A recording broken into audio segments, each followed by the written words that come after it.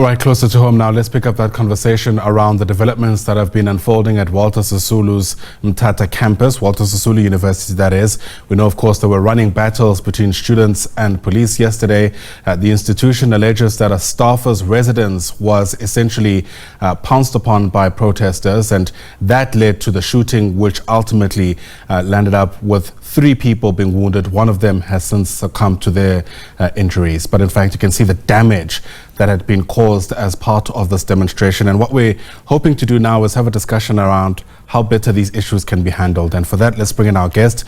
Asive Dlanjwa is with the South African Union of Students and in fact is their spokesperson and is with us now via our video link. Asive, great to see you. Thanks very much indeed for making time.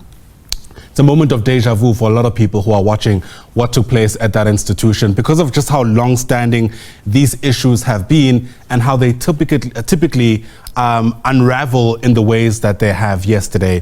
So let me just begin by getting a sense from you whether you feel like we are moving forward in any way when it comes to how students raise these issues and how universities respond.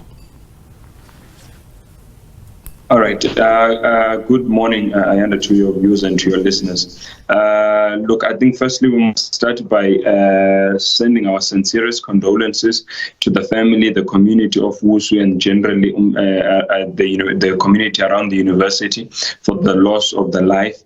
And we must condemn in the strongest possible terms the violence that took place that would have also even led to the loss of a life. It is absolutely uncalled for.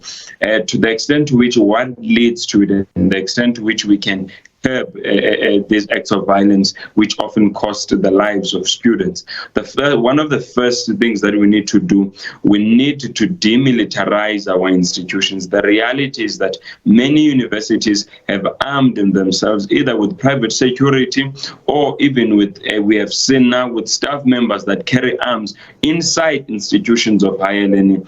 So whether the staff member had been sanctioned or not is immaterial because generally the universities themselves have a tendency of bringing arms and ammunition through private security to engage with unarmed students in protest, which often exacerbates, leads, and sponsors that violence.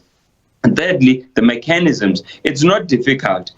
There's universities and colleges need to be responsive to the issues of students.